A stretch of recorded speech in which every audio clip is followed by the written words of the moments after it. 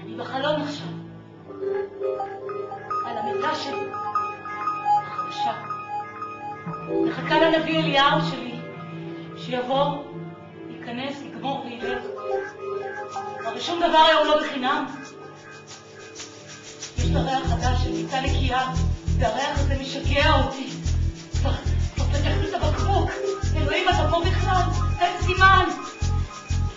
אתם בכלל לא רואים איך המזנון התרוקן, ואני התמלאתי כל מיני חומרים.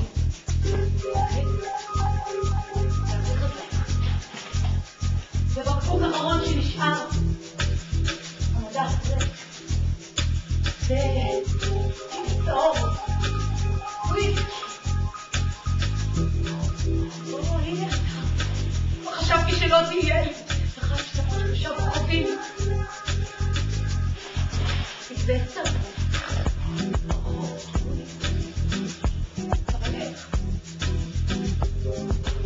איך לרדת למטה?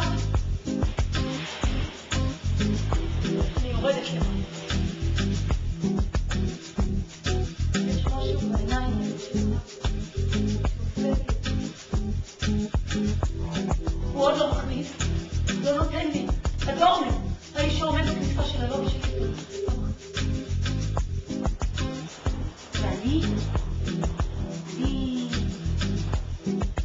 אני לא שומעת כלום, ואין כסף, וצריך עבודה. אנחנו לא צריכים לעשות את זה.